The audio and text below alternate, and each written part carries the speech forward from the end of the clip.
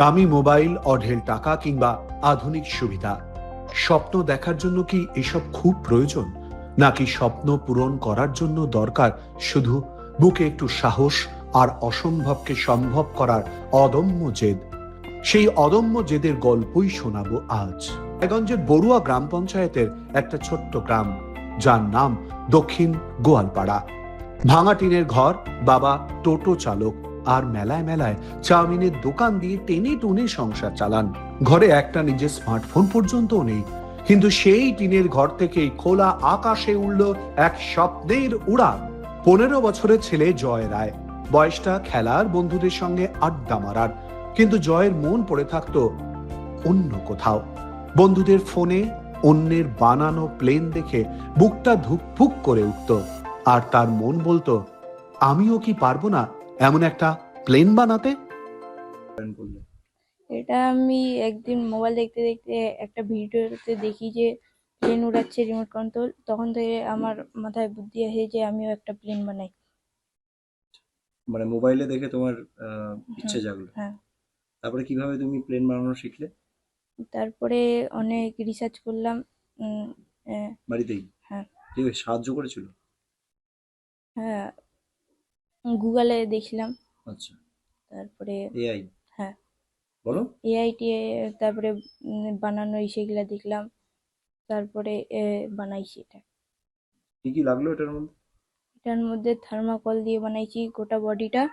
আর হলো সার্ভো লাগছে 3টা, গোল্ডেন বিএলডিসি মোটর লাগছে একটা, আর ইএসি ফ্লাই স্কাই রিমোট। এই কয়টা জিনিস দিয়ে বানাইছি। ব্যাস, ওইটুকুই শুরু।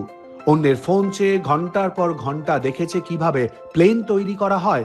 গুগল আর এআই এর সাহায্য নিয়ে একটা একটা করে পার্টসের নাম শিখেছে।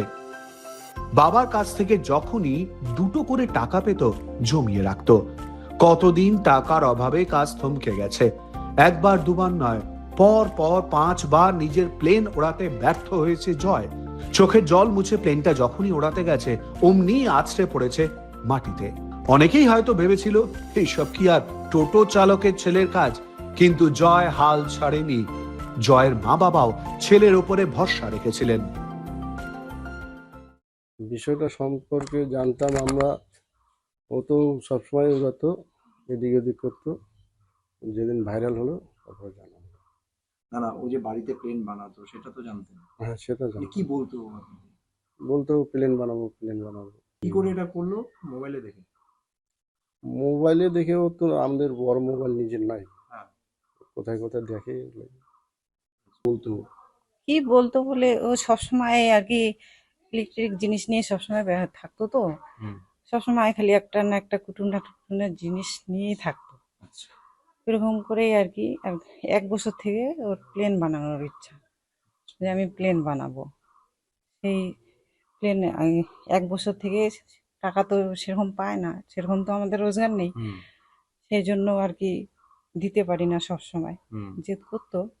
তারপরে ওই হঠাৎ আর কি টাকা যখন হতো তখনই দিতাম, এটা কিনবে ওটা কিনবে। ওর মোবাইল থেকে আর কি, মানে ওর নিজস্ব ফোন? নিজস্ব ফোন নেই, ওর মোবাইল থেকেই আর কি অর্ডার দিয়ে দিয়ে জিনিসগুলো নিয়ে আসতো। আচ্ছা।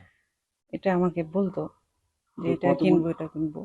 আগের প্লেনগুলো যে উঠতো না তখন জেদ করতো যে না আমি উড়াই ছাড়বো। জেদ ছিল? হ্যাঁ, জেদ ছিল যে আমি উড়াই ছাড়বো। আচ্ছা। যতদিন উড়েনি ততদিন আর কি বানিয়েই ছিল। মানে জেদটার হ্যাঁ, মধ্যে জেদটার ছিল। মধ্যেই ছিল। আশা ছিল কি, ওর ছোট থেকেই আর কি অভ্যাস ছিল। টেকনিক্যাল হ্যাঁ, বিষয়। টেকনিক্যাল বিষয়। কোনো জিনিস জানলে ভেঙে দেখতো, সেটা থেকেই আর কি আগ্রহ ছিল আমার। আমি সেটা কোনো সময় বলতে পারিনি যে এটা বানাতে পারবে কি না, কিন্তু চেষ্টা করে গেছিলাম যে কর। মা বাবার ভরসা আর নিজের জেদকে আঁকড়ে ধরে 6বারের চেষ্টায় থার্মোকল, ছোট্ট মোটর আর ব্যাটারি দিয়ে বানিয়ে ফেললো আস্ত একটা রিমোট কন্ট্রোলড এরোপ্লেন। যেদিন নীল আকাশে ডানা মেলল সেই থার্মোকলের প্লেনটা, সেদিন যেন শুধু একটা যন্ত্র ওড়েনি, উড়ল একটা অভাবী ঘরের ছেলের সব বাধা ভেঙে এগিয়ে যাওয়ার স্বপ্ন। আজ জয় বড় হয়ে পাইলট হতে চায়, আকাশে উঠতে চায়, কিন্তু এই 15 বছর বয়সেই সে আমাদের সকলকে একটা বড় শিক্ষা দিয়ে গেল। ইচ্ছে শক্তি থাকলে অভাব কখনো স্বপ্নের পথ আটকাতে পারে না।